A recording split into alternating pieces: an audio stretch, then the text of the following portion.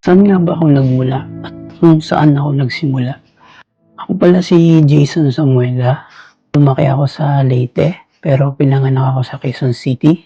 Nagsimula yung buhay ko sa Leyte, simula nung kinuha ko ng lolo ko. Siya na nagpaaral sa akin lahat hanggang sa makagraduate ako hanggang high school. Dito sa video na to, ikikwento ko lang kung ano yung naging journey ko, mga pinagdaanan ko, hanggang sa maikwento ko sa inyo kung paano ako nakarating dito sa bansang Japan para maging isang OFW. Kaya ko ginawa tong video na to dahil gusto kong walang araw na tingin ako sa bansa nito na malayo-layo rin yung narating ko dahil sa mga pagsusumikap ko at pagsisipag ko. Sa kwentong ito, ikikwento ko kung saan ako nagmula, kung paano ko na-achieve mga pinagdaanan ko na kahit sabihin ko ngayon hindi pa ako gaanong successful, pero grateful pa rin ako dahil nakarating ako dito. Naghiwalay ang mga magulang ko. Bata pa lang ako. Sa edad na 7 taong gulang sila naghiwalay, isip na ako pero wala pa rin naman ako magagawa sa mga panahon. Kaya nag-decide yung nanay ko na dalhin ako sa probinsya, sa Leyte, para makapag-aral ako. Siguro dahil gusto talaga rin ng magulang ko na magkaroon ako ng magandang buhay, kaya ginawa niya. At nung nakarating na nga ako ng Leyte, sabi ko na isisipag ako, mag-aaral ako ng mabuti dahil may isang tao na gustong tumulong sa akin na mapag-aral ako, at yung lolo ko. Nung nakapag-aral na nga ako, pinag-aral ako ng lolo ko, nakatapos ako ng high school, decide na ako agad magtrabaho dahil wala nang kakayahan yung lolo namin na mapag-aral kami ng college. Turning to 18 ako nung nag-aral ako, nagtrabaho ako. Ang unang trabaho ko ay sa Jollibee. Doon ako nagsimulang magtrabaho. Habang nag-aaral naman ako sa Jollibee, sinubukan kong mag-working student. Kaso, hindi kinaya. Dahil may mga kapatid pa akong maliliit na kailangan kong suportahan. Kaya ang ginawa ko, itinigil ko ulit yung pag-aaral ko kahit vocational course lang yung kinuha ko. Yun yung mga napagdaanan ko nung mga panahon na yun na nagsisimula pa lang ako para sa karir ng buhay ko o kung ano yung maging gusto ko pagdating ng araw.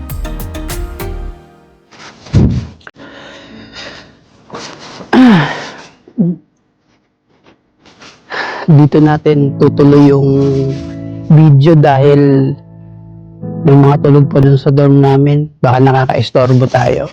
Dito ko tutuloy yung kwento natin tungkol sa pagsisimula ako sa journey ko simula nung bata ko. Kaya sabi ko nga, ginawa ko tong video na to dahil gusto ko na sana pagdating ng araw makita ko yung mga video na ginawa ko tungkol sa sarili ko, na ginawa ko pala yun, ganito, ganyan, yung nangyari sa buhay ko.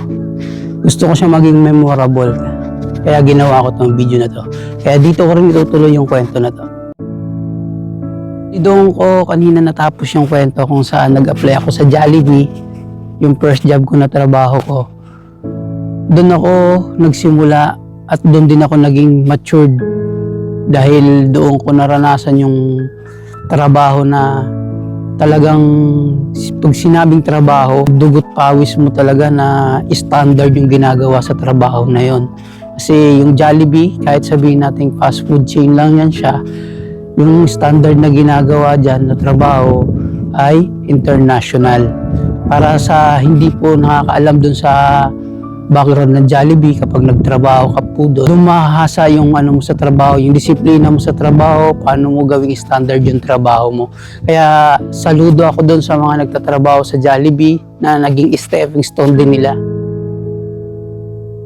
Yung kwento ko tungkol doon sa Jollibee na first job ko, bali natatandaan ko noon mga 1 month pa bago ako mag 18 years old. Kaya nung in-interview ako nung manager, medyo duda siya bago niya ako tanggapin yun. Pero maraming salamat dun sa manager ko, kay Sir Ramil. Kung mapapanood niya man tong video na to balang araw, sana ma-appreciate mo po, Sir Ramil, yung pagpapasalamat ko sa inyo dahil maraming salamat talaga. Medyo emotional ako sa mga taong pinagkakautangan ko ng loob sa mga pinagdaanan kong trabaho.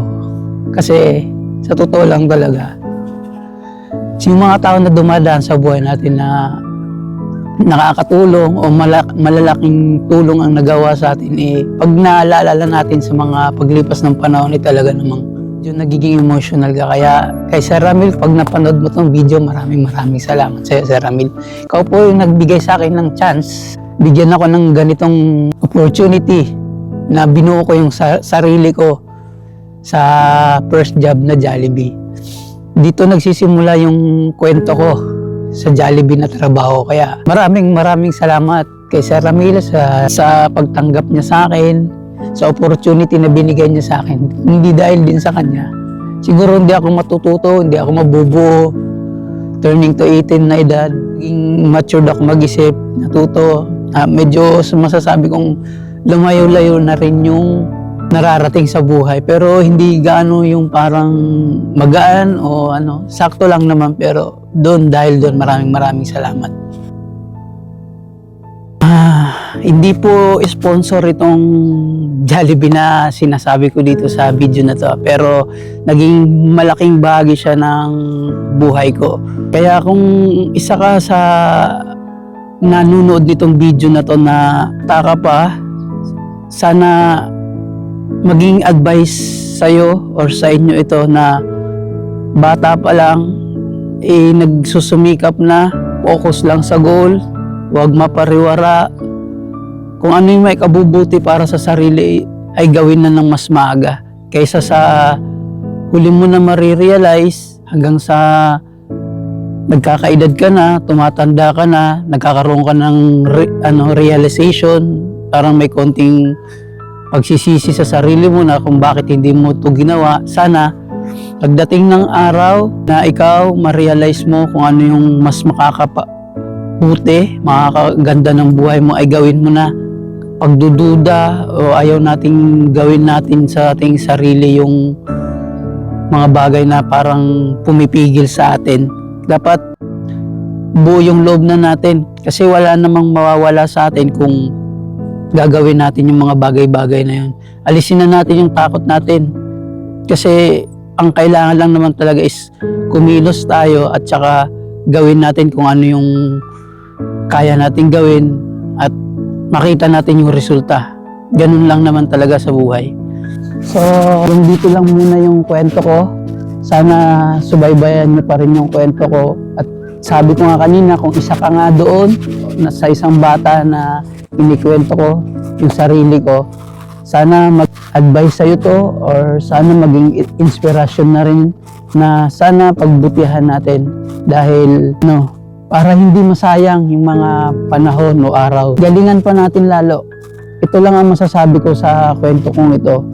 At sana sa susunod ng mga kwento ko, subaybayan nyo pa rin, suportahan nyo pa rin. Gusto ko lang kasi talaga na maikwento yung sarili ko. Alam ko naman na yung isang tulad ko sa video na to, wala naman po talagang manunood po nito. Pero ang sa akin lang po, ginawa ko po yung video na to para doon sa mga katulad ng batang ako na nangangarap, gusto magsumikap, nahihirapan sa buhay, pero lumalaban pa rin. Gusto ko sana magsumikap ka, daanan mo lahat ng kaya mong pagdaanan. Kasi sabi nga, kapag gusto, maraming paramaan. Pag ayaw, maraming dahilan. Dito lang muna itong video na to. At sana sa susunod ng mga video ko ay panoorin nyo pa rin. Maraming salamat sa inyo.